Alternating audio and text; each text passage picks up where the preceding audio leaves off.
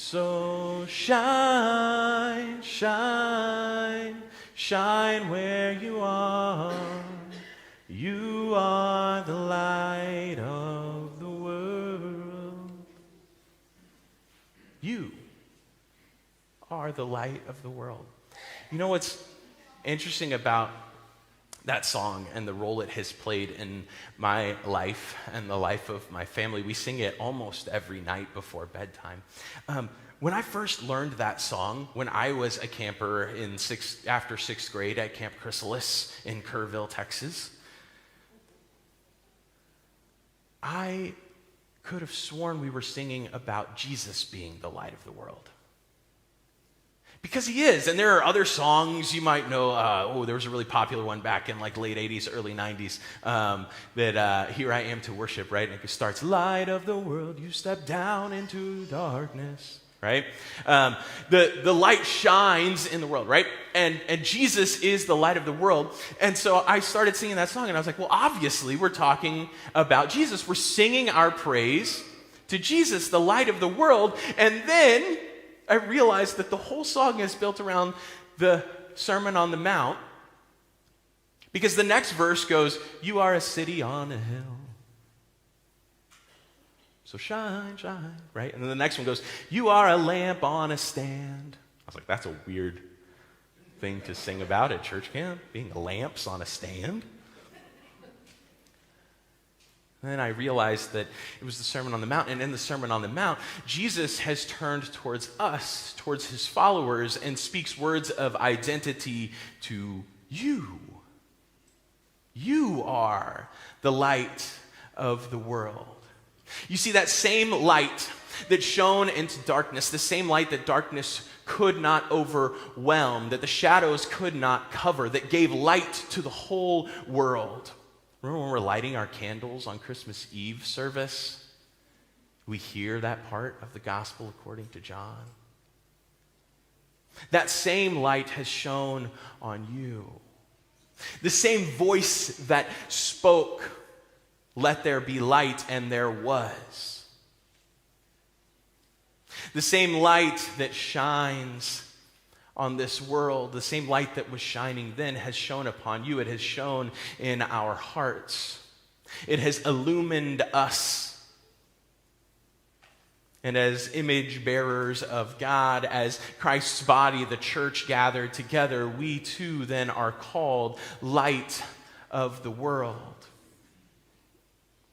And then we're just asked to do what light does. You know, at the end of today's gospel and going into the next parts of the Sermon on the Mount, when Jesus starts getting into the weeds of the law, and some scholars even call it the strengthening of the law, because he'll go, well, you heard it said, just don't do this, but I tell you, don't even do that. That's where we're going, right? And so, but we get to the end of this, and that's a pretty tall order, Jesus. If I have some complaints to lodge with the boss, be perfect. Unless your righteousness exceeds the most righteous people, you'll never enter the kingdom of heaven. But what's interesting is that's paired right alongside and right after all of these lines about be who you are. You are light, shine. Shine, be light. What does it mean to be righteous?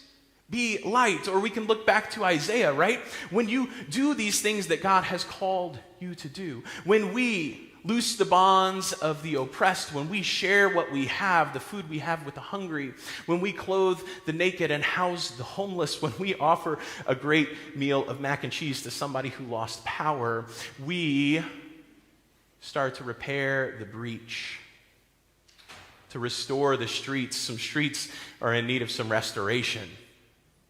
I don't know if you saw what I saw on the drive here today. We could use some help and some work. And when we engage in those things, we are being light. We're doing what light does. We're being salt and doing what salt does. You know the interesting thing about salt? I've started cooking a lot more since 2020. Some of my schedule rearranged, and I was at home a little bit more often throughout the day, and I just decided, I love going out to eat, but let me really get good at cooking. I want to keep cooking, and I just have a bowl of salt that sits by the oven, right? Because you use it for everything from cleaning the cutting board to cooking anything, to preparing anything. And the neat thing about salt is that salt exists not to enhance the saltiness of a dish so much, but to enhance that which isn't salt. Salt exists primarily to enhance the things that aren't salt, to bring out new flavors, to make them come alive in new ways. Now, salt also is this wonderful preservative, right? Salt can keep things, it can, cure them and keep them for a long time. So salt seeks to enhance. Salt can preserve and carry forward that which has been so meaningful, that which is at the core and center, that which nourishes and gives life. And salt can enhance what's around us. And light, as I briefly mentioned, light isn't so much like the thing that we see, but it's the thing that lets us see anything at all. Light isn't so much the thing that we see, it's the thing that lets us see anything at all. That's how your ocular nerves work.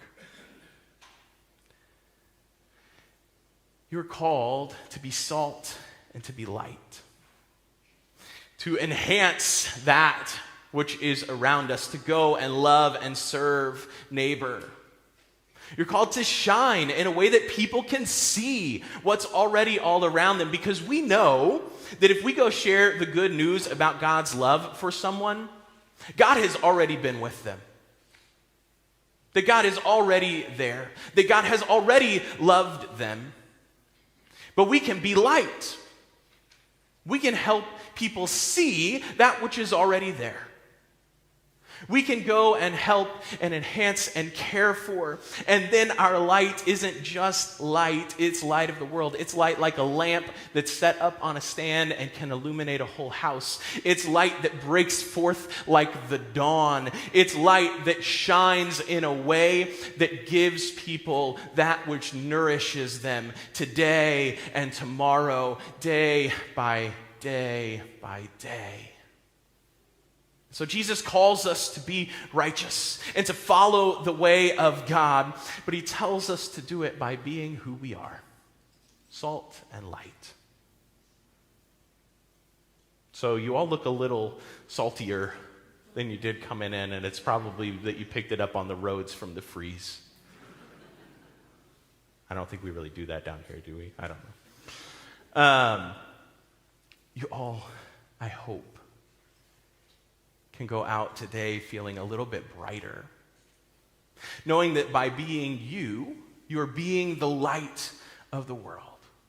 That by doing what God has called you to do and living out that calling day by day, not in some grand way. I take a lot of solace in Paul's words, right? Like I came to you and preached and fumbled all over my speech.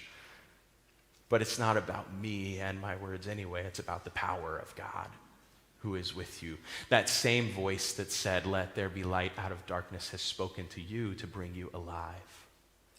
The same light that shined in that darkness has shone in your hearts. Be light and be salt. Enhance that which is around you and illuminate what is already so true, that God's love is expansive, life-giving, and it's for you and for the whole world. Amen.